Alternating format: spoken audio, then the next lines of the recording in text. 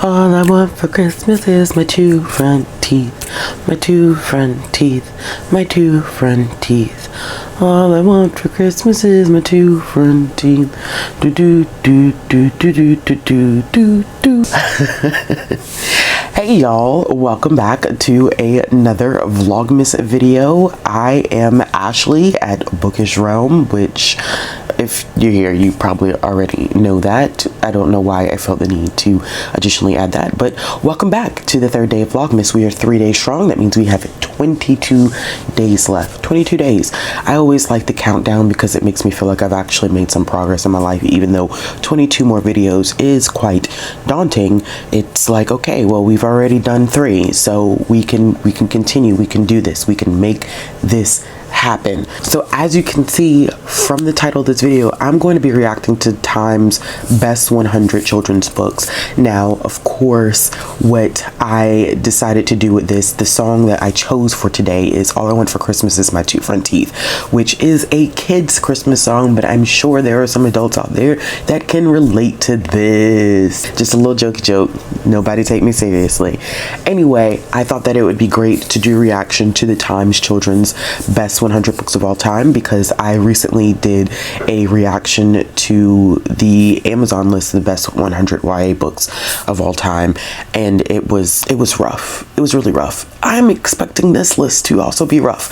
And in that video, I'd asked people if they would like to see me react to the children's list on Time's website as well as on Amazon's website. So eventually you'll be able to see the Amazon reaction video sometime within these 25 days of videos. So that should be very, very fun and very, very interesting. I'm guessing, hoping, fingers, toes, arms crossed. All right, so we are not going to take too long. We're going to go ahead and really jump into it, because these reaction videos just end up taking a little bit more time than what I think people think they take. Yeah. The editing is always so wonderfully fun. But since you're already here, go ahead and hit that like button. If you're not subscribed to this channel, hit the subscribe button and hit that bell for notifications. And, you know, not really needing notifications, because like I said on the first day, there'll be a video up every single day. And like I always say too, don't feel inclined to watch every single video, but you know, if you would like to, just come back the next day for some new material. Okay, so as with all the lists that I do not basically, I don't look at these lists beforehand. I know that they exist, but I don't look at them in depth. I don't analyze them before I look at the list, because of the fact that I want to make the reaction as authentic as possible. So this is the website. I see some really good titles just right here on the actual, like the header page here. There's The True Story of the Three Little Pigs, Blueberries for Sal, Owl Moon, Where the Wild Things Are, The Giving Tree, Where the Sidewalk Ends, A Snowy Day is right there. I believe this is, what is this book? It has all of the phonetic sounds in the English language in it. Goodnight Moon, I believe, is the book. I believe it is. I know this, y'all. Don't you? I feel like I'm gonna shame myself a couple times when I'm doing this list. Okay, so we're gonna scroll down, and it says here that we're living in a golden age of young adult literature, when books ostensibly written for teens are equally adored by readers of every generation. In the likes of Harry Potter and Katniss Everdeen, they've produced characters and seats that have been I don't want to read all of that. To honor the best books of young adult children, Time compiled this survey. So they compiled a survey. Okay, they have Leonard Marcus, which is great. They worked with National Center for Children's Illustrated Literature. Okay, and 10 independent booksellers. Okay, so they have some good people on this list that helped them make it. So let's see how I feel about the list. This is the tell-all here. Okay, so the first book that we have here is Where the World Things Are, Stories and Pictures by Maurice Sendak. Yes, I definitely believe if you're going to talk about 100 best children's books of all times, that Where the Wild Things Are is definitely a good book to have on there.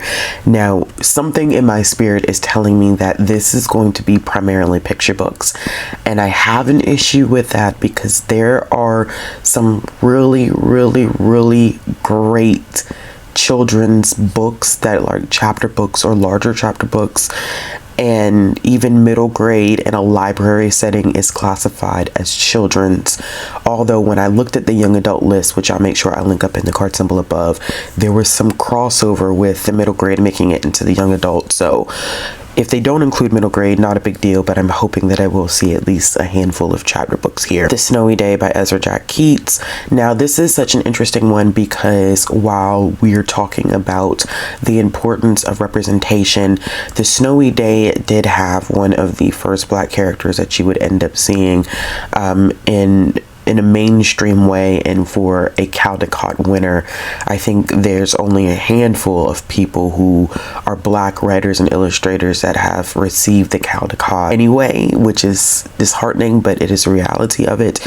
And The Snowy Day is written by a white author. Ezra Jack Keats is white. I think people often think that Ezra Jack Keats is Black because of the main character, but this is a book that librarians often reference as being such an important book because of Peter's representation as being a Black character and being the main character of the book and doing just regular normal things and it not being about any type of struggle or anything like that. Okay, yes, so I was like, I know that's Goodnight Moon. So Goodnight Moon for me is really interesting, and it's one where I actually would put Goodnight Moon on the list. Goodnight Moon contains every phonetic sound in the English language, which a lot of people don't know, which is why it's one of those wonderful picture books to read to kids, because they end up hearing every sound that is possible in the English language. And I think that it just holds a very special place in literature. So honestly, y'all, like, so far so good.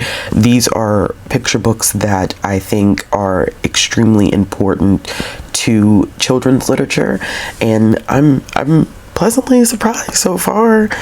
Blueberries for Sal, of course, this is an iconic one as well, and I have not read this one in a pretty long time, but the illustrations are really interesting. I don't know how to describe it. I think here they have them quoted as block printed. Very interesting, and a hyper focus on the color of blue because it's Blueberries for Sal, and it shows a relationship between a young boy and a bear, so that kind of like interspecies relationship. And it is also a Caldecott award winning book, as you can see by the medal on the page.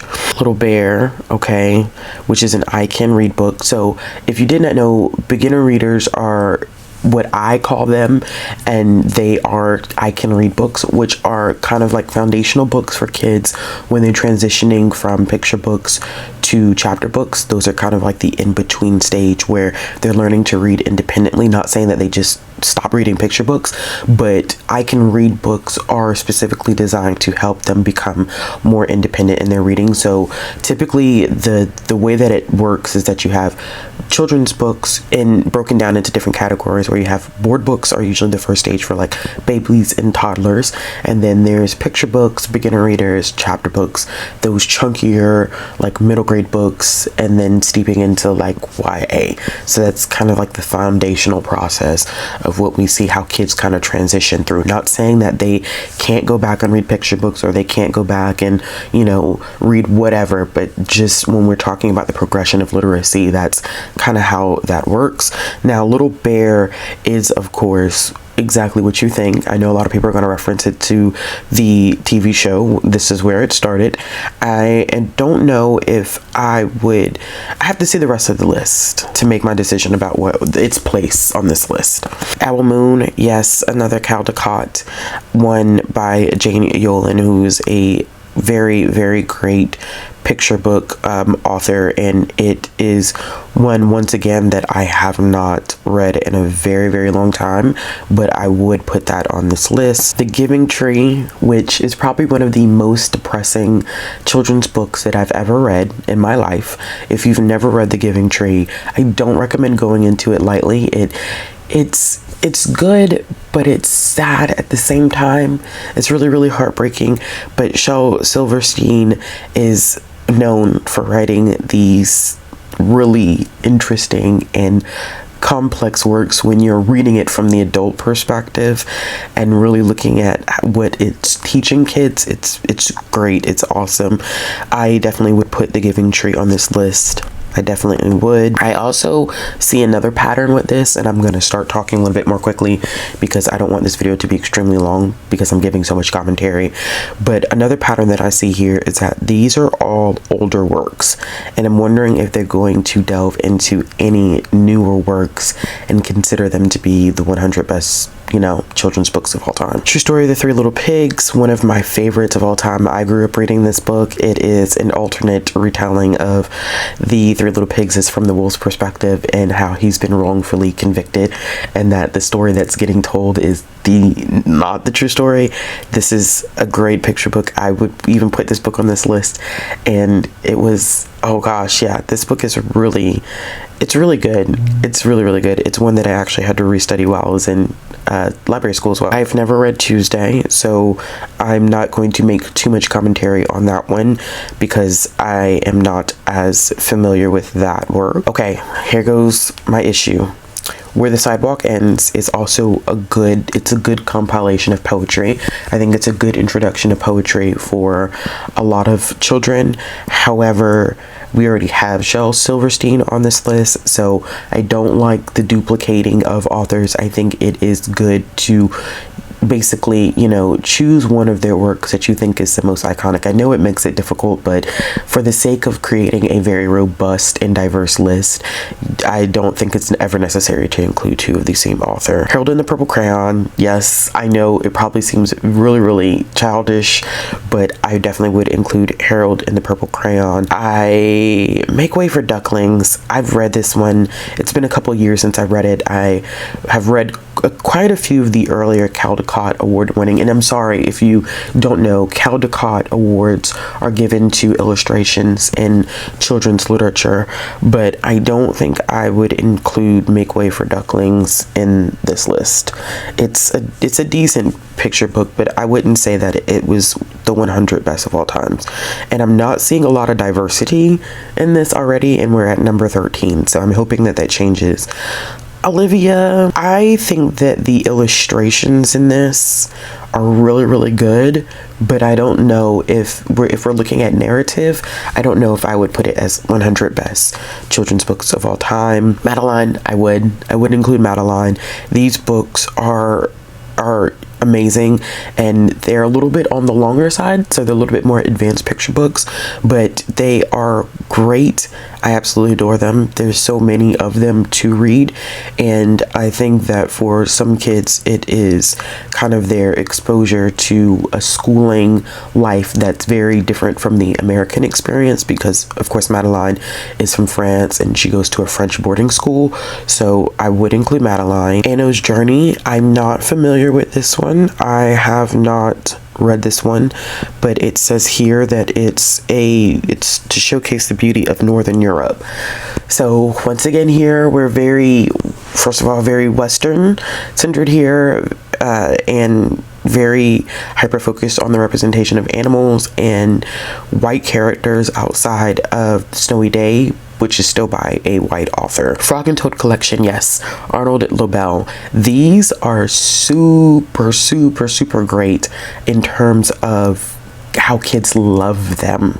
They are great transitional books, and I'm actually really happy that they included I Can Read books in this. I know I was like, oh, they're not going to include any chapter books, but I actually was kind of being biased because I didn't even think about them including I Can Read books, which those hold such an important place in children's lit. And Frog and Toad, They're amazing. If you've never read a Frog and Toad book, their friendship is so great, and they have so many different adventures. I adore these two little frogs. I always talk about the fact that, you know, and Lee and Low, if you've never heard of Lee and Low is a company that organizes the state of children's literature every single year. And what they do is they look at children's literature from so many different aspects. So like how publishing is made up in terms of diversity, what is happening in terms of what's getting published, like what percentage of books that got published in 2021 featured, you know, Black characters or Asian characters or Native American Indigenous characters, and then how many of those books were actually written by people of the same marginalized community, and how many picture books were focused on animals. So a large portion of children's books actually are focused on animals, so badly to the point that at one point, and it still could be true to this day, I don't feel like Lee and Low put out a report for 2020 because of the pandemic. So I'm interested to see what the report is going to look like this year in 2021.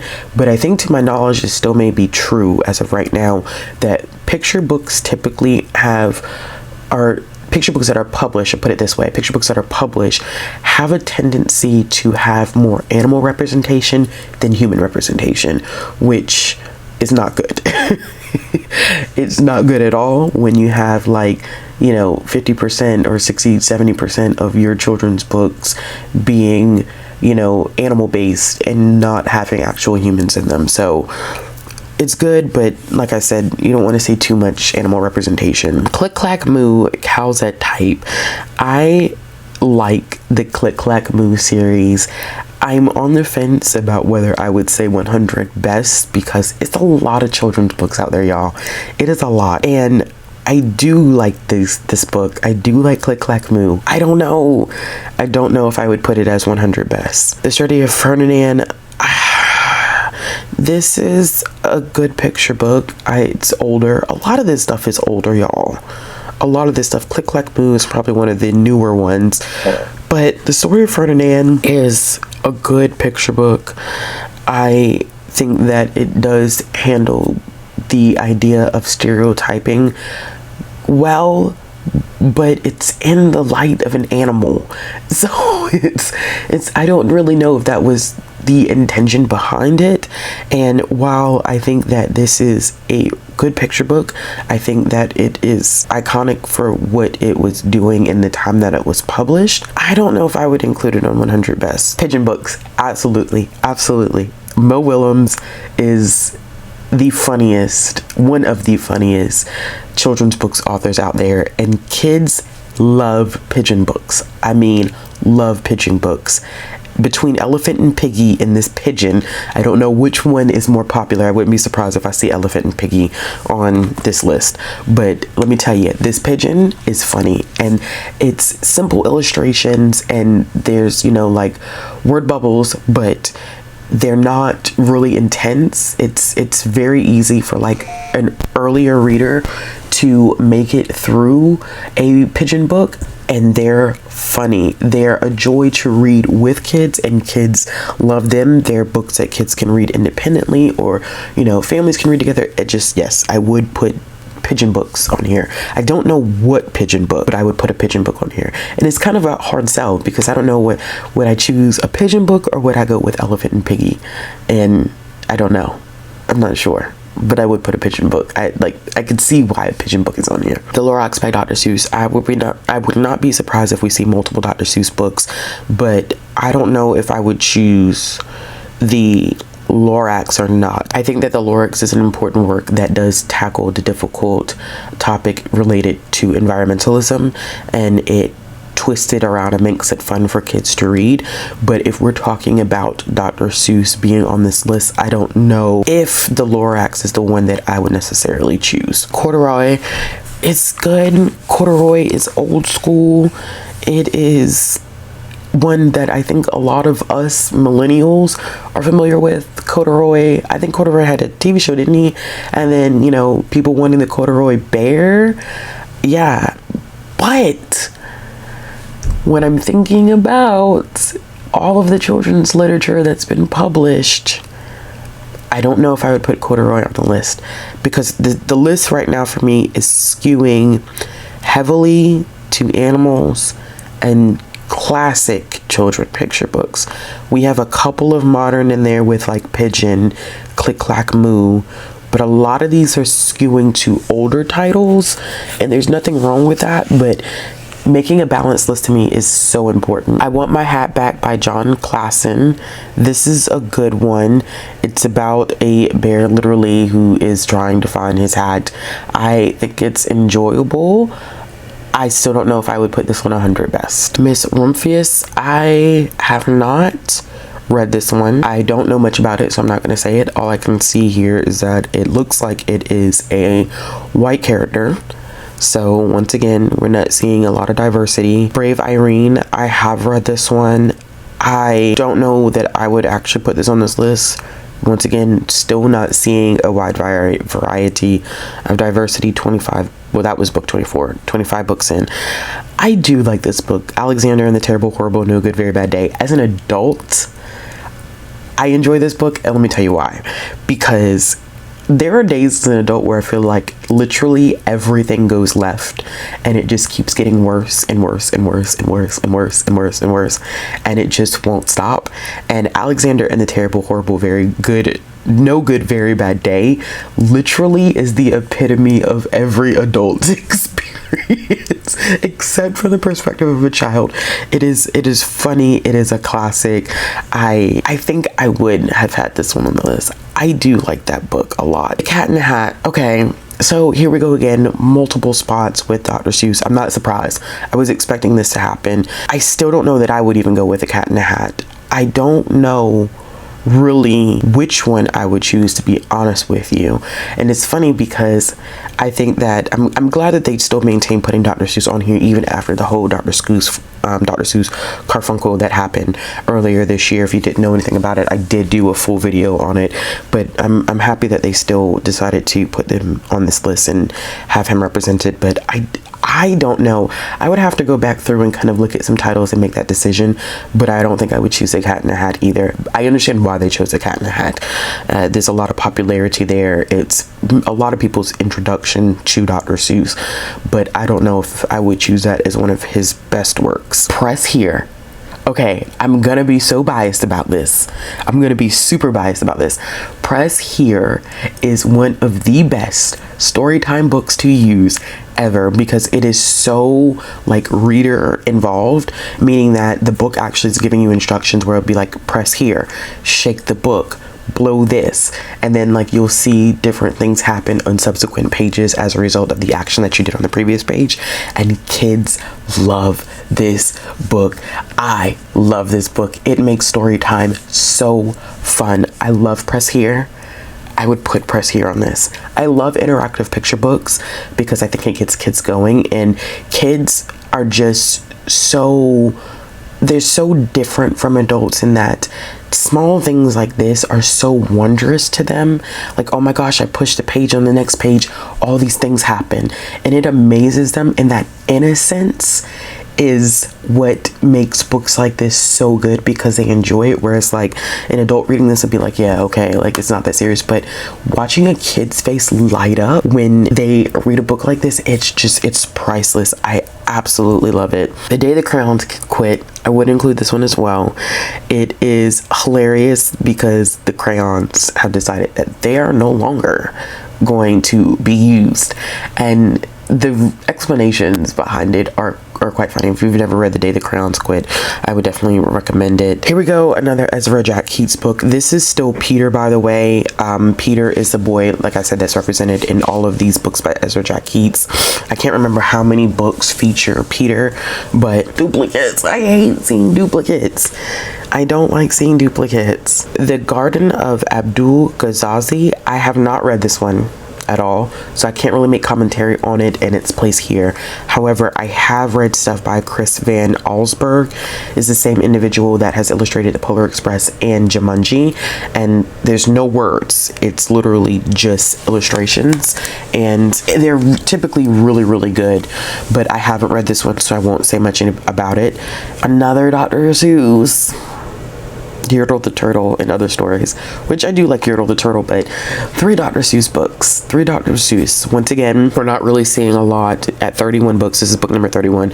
We're not seeing a lot of diversity. We're also not seeing a lot of difference in like moving from picture books. I'm glad that we got to see a little bit of beginner readers, but still is mainly picture books and a lot of old school. We're talking, a lot of these are like older. I've only seen a handful of like newer publication ones. I think Press Here is probably the newest one on this list so far. Okay, Millions of Cats. I have not read this one, so I'm not gonna make any commentary because I haven't read it. Chicka Chicka Boom Boom. Yes, I have to, yeah, I would include Chicka Chicka Boom Boom, y'all. It is an alphabet book and what we call in library world concept books. So concept books are books that teach kids those basic concepts like the alphabet, numbers, colors, shapes.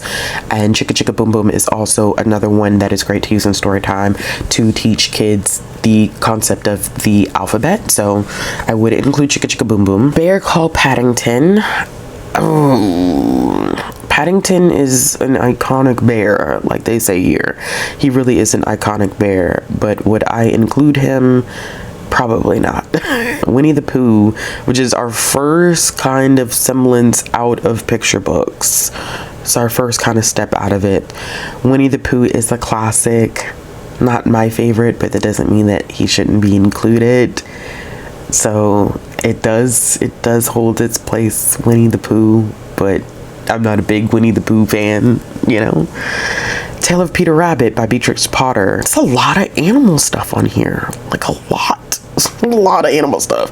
I would include the Tale of Peter Rabbit though by Beatrix Potter. These books are you know, they're English British classics and they are ones that I think a lot of parents are familiar with.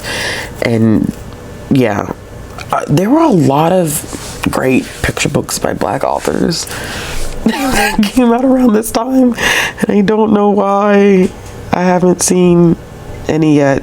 Yikes. Okay, Mike Mulligan and his Steam Shovel, classic, but I wouldn't necessarily include it. It's been a very, very long time since I've read it. Go Dog Go. This is another I Can Read book by P.D. Eastman. Eastman has done a lot of these I Can Read books or beginner reader books, as we like to call them as well. And I still don't think that I would include this one. It's too many things that you can choose from. Mama Don't Allow. Animal representation.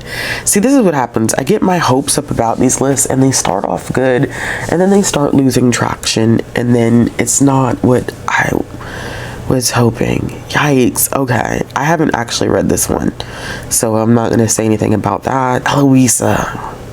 Eloisa's good now. I'm not gonna sit here and lie, not say that Eloisa is not good. You know, she lives in a New York hotel, and I don't know if y'all have ever seen the Eloisa movie, but she gets into some shenanigans. She reminds me of, what's the kid's name? Y'all are gonna have to help me in the comments. The little kid who's like, hey, Mr. Wilson. I can't remember his name. She reminds me of kind of like a version of him. Bread and Jam for Francis. Oh, no. This animal representation again. Amelia Bedelia. Amelia Bedelia is hilarious because I always feel like Amelia tries her hardest to do the right thing. She serves as kind of like a housekeeper and she tries very, very hard to do what she needs to do, but she never gets it right because she confuses things very, very easily, and they're hilarious. And I would include Amelia Bedelia. I really would. Love You Forever. Now, there are a lot of librarians who actually hate Love You Forever. I have a very personal and sentimental story attached to Love You Forever. My mom used to read me Love You Forever when I was really, really young, and when I was young, she refused to buy me a copy of the book, and that was because she liked reading me the book. So my freshman year of college, she actually bought me the book and wrote a note in it and sent it to me for Valentine's Day, and I still have a copy. My copy is actually sitting up on that wall over there there, which y'all don't ever really see, but it is on that wall and it still has that note in it. I've had that book for years now. I love this book, but I don't know if I would include it on 100 Best Children's. And Amalia, I've never read this one, but it's all about animals. In the Night Kitchen, Mari Sendak. I like Mari Sendak, y'all. I really do. But once again, we're seeing duplicates. Like, we're seeing a lot of duplicates here. Diary of a Wombat. I've never read this one, but it's another animal illustration. I mean, animal representation. Okay, so the next one we have here is Tiki Tiki Tembo. Okay, Tiki Tiki Tembo is an old book. I think it was done in like maybe the late 60s. It's not a great depiction in terms of diversity. A lot of people take issue with Tiki Tiki Tembo, and I completely understand why. A lot of times when you had representation in picture books in like the 60s and 70s, they were awful. They were caricatures of a lot of marginalized communities, and Tiki Tiki Tembo has a catchy song, but it is in a lot of ways offensive. So with the amount of representation that is good now up until 2021, I don't know if this list was made in 2020, but even then I would not include Tiki Tiki Tembo. That's just my personal opinion about that. Extra Yarn by Mac Barnett. I think it is important that they include a Mac Barnett book on this. Mac Barnett is a huge name in the picture book industry. Extra Yarn is one of my favorite. This is a Caldecott. I can't remember if this is an honor or a winner, but it's gotten one of the two, either an honor medal or the actual medal itself. And it's a good tale. It is very, very good. Good Dog Carl. No, I wouldn't include it. Illustrations are good, but animal representation, I think this is all about creating a balanced list, and I don't feel like this list is balanced at all. My Father's Dragon. I don't know if I would include this one either, to be honest with you. It's been a while since I've read it, but Hello Rock, I've never read this one. I think I want to read it because it's a child that makes friends with a rock. Story of my life, but I don't know much about it, so I'm not going to comment on it. The Gruffalo, which, yeah, the Gruffalo is one of those more popular titles as well. And the reason why I keep saying I don't know if I would include these is not because they're not good books, but I think that when you're coming up once again with like the 100 best children's books of all time, you have to find balance somewhere. You have to find balance in representation, whether that be in different races and ethnicities, abilities, religions, etc., and versus your animal representation. You have to find a balance in like what decades you're pulling these books from. So if I'm looking at 100 best, I don't know if I would include the Gruffalo because I know that there's so many other titles to choose from. Once again, Sylvester Magic Pebble, like animals, it's so many. It's so many animals and so many with like older titles. The Important Book. So this is another Margaret Wise Brown, who I really adore Margaret Wise Brown, but too many books that are by the same author. So what I'm seeing here is a lot of books by the same author, a lot of animal representation, as well as not a wide diversity in those that do have characters in them. Finally, Jazz by Walter Dean Myers. Yes. Oh my goodness gracious. Yes. And Christopher Myers does some beautiful illustrations. But my goodness, it took forever. It took to 55 for us to get this. The Stranger, Chris Van Allsburg. Like I said, I adore Chris Van Allsburg. I think his illustrations are amazing to the point that his books don't need text. They don't have text. They are basically just illustrations, and that's how you figure out the narrative of the story. It's a true appreciation of art, but No, just multiples. It's the multiples thing again for me. A Very Hungry Caterpillar. I was waiting for an Eric Carle book to pop up, and this is the Eric Carle book that I would choose, and I've read a good portion of Eric Carle's works. He passed away, unfortunately, recently, which is super sad for everything that he's contributed to children's literature. And The Very Hungry Caterpillar was my very first introduction to him as a child, and I think it is one of his best works. I'm sure we'll see him again. Elephant and Piggy! Elephant and Piggy. Oh my gosh. I told you we were gonna see Elephant and Piggy. I would not be surprised if we saw Elephant and Piggy. But so crazy is that with Mo Willems, I also like his book Knuffle Bunny. So I don't know if I would like choose. That's hard between Pigeon, Elephant and Piggy, and his Knuffle Bunny series. Mo Willems is just great, to be honest. But once again, I have to be like I am with everybody else. You don't need to duplicate. I would not be surprised if we do end up seeing Knuffle Bunny on this list, by the way, because Knuffle Bunny is an award-winning book as well. Jenny and the Cat Club. More animals. Elephant and Piggy too. I mean, animals. It's just animals, animals, animals, animals, animals. And we're at 60. The Runaway Bunny, Margaret Wise Brown. This is her third one. This is the third Margaret Wise Brown. I adore her. I'm telling you, I really like Margaret Wise Brown. However, this is the third book of hers that's on here. Pippi Longstocking. Once again, we're kind of seeing a little bit of chapter books in here. Not really. But Pippi Longstocking, everybody knows Pippi Longstocking. Translated children's book. So I would put this on here, because this is one of the few translated ones that I've seen so far. Journey by Aaron Becker. Is this another Aaron? Have we already seen an Aaron Becker book? I can't remember, but Journey is good.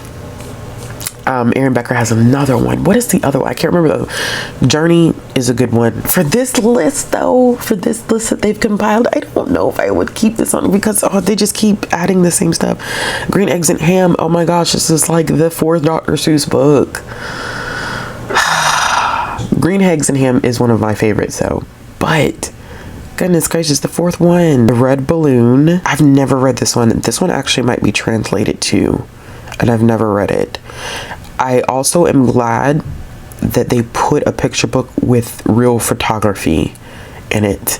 There is a way that we study picture books in library school. We study the art styles as well, and one of the important things whenever you are learning how to do story time and thinking about the importance of picture books in the life of kids is that real, like actual like photographs as the illustrations for a book are also important too, because it helps them connect to the real world and seeing actual images. So that's the first one that we've seen so far. Little Owl's Night. Good book, but I wouldn't, out of all the modern books that they could have chosen, I don't think I would have gone with that one. Paddle to the Sea is not one that I've read, so I won't make any commentary on it. Katie and the Big Snow, which is another one by Virginia Lee Burton. I believe we've already seen one by Virginia Lee Burton, if I'm not mistaken. Unless I'm just thinking of the other Virginia Lee Burton book that I've read. I wouldn't necessarily include that one. The Sick Day for Amos McGee, I would. This is a very good picture book. It is a book that shows a relationship between a man and the animals that he takes care of at the zoo. And whenever they're not having a good day or they're not feeling well, he does his best to take care of them. And then he ends up getting sick and they return the favor. It's really cute. I really like A Sick Day for Amos McGee. But animals. Slow Loris, I've never read this one. More animals. Color Kittens. Fourth Margaret Wise Brown book. Jeez, y'all. I had such high hopes. The Fantastic Flying Books, Mr. Morris Lesmore is very good. It is interesting because this one came after the short film, so this was written after the film, but it is good. The illustrations are fantastic. Don't know if I would include it though. This is the fifth Dr. Seuss book, Oh the Places You'll Go. I'm just getting aggravated now. The Little Engine That Could. I mean, no, I wouldn't include it. Classic, but no. I would include a Richard Scarry's book. I don't know which one, because there's a lot of these as well, but this is so disappointing.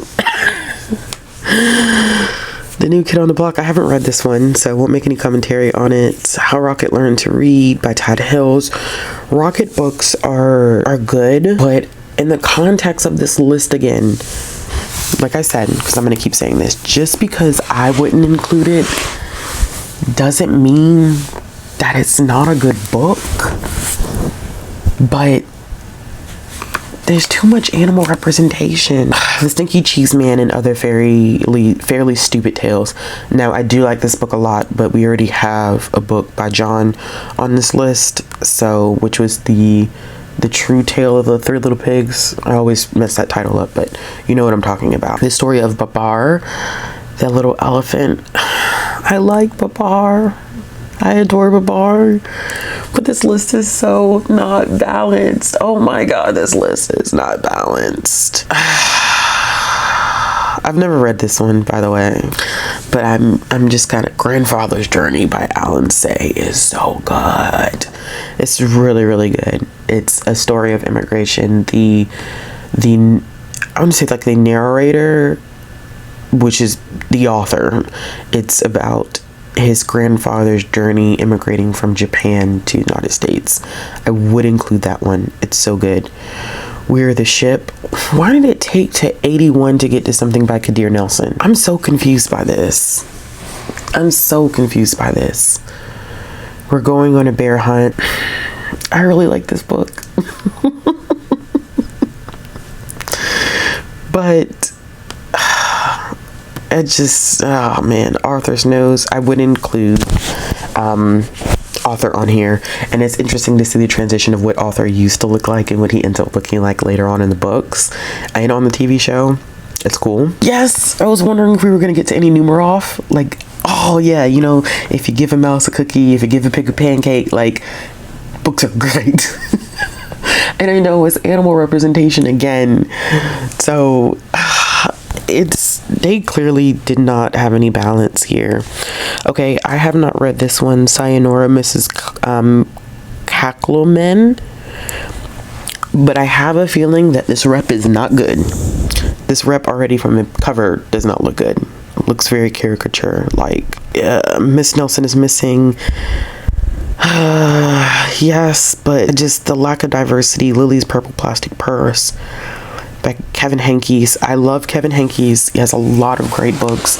I don't know if this is the Kevin Henkes book that I would have chosen. Alligator Pie, have not read. Everyone Poops. It's a good body training book. I don't know if I would include it. Rain Makes Applesauce. I have not read this one. Yikes, y'all. This list is not good. Lon Popo, another animal. Oh my gosh.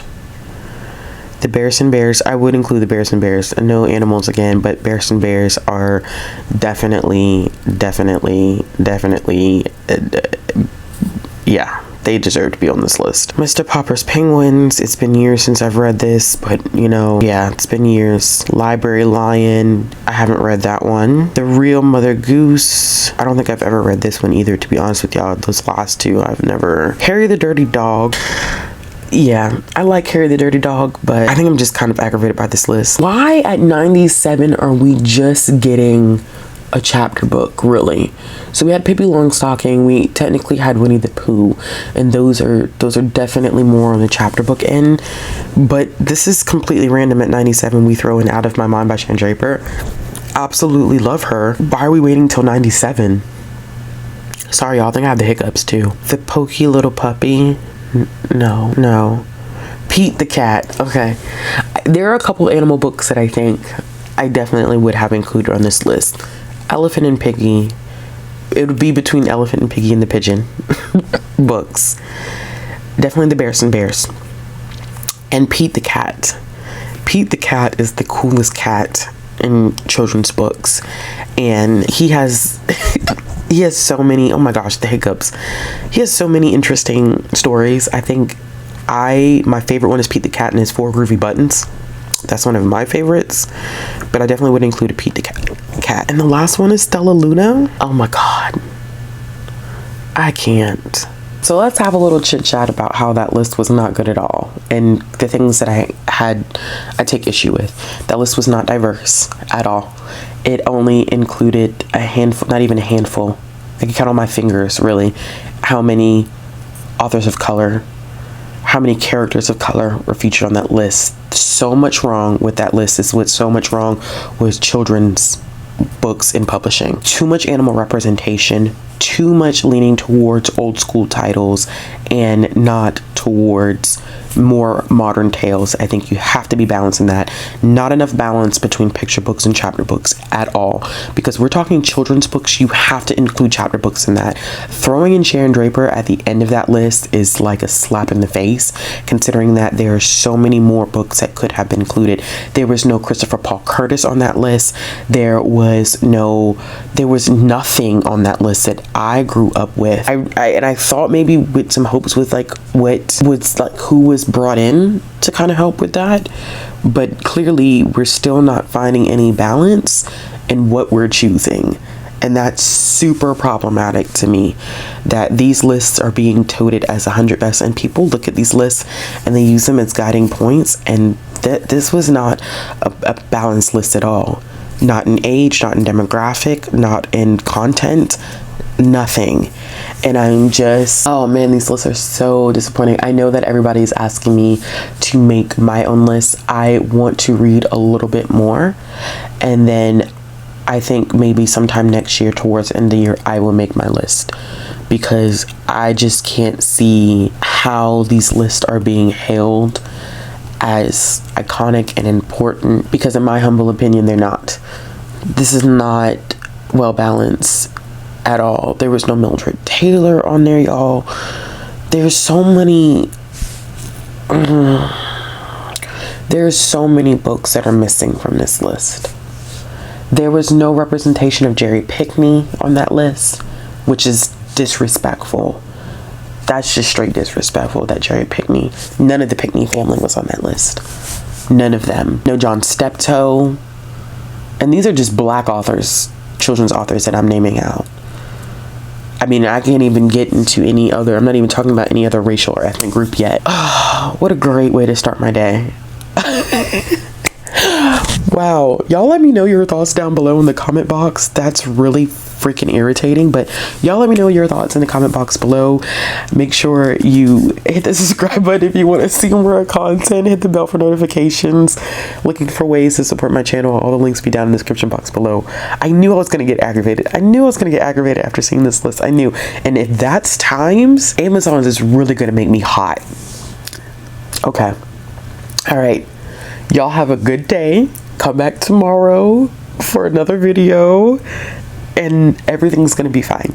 It's fine. We're all gonna be fine.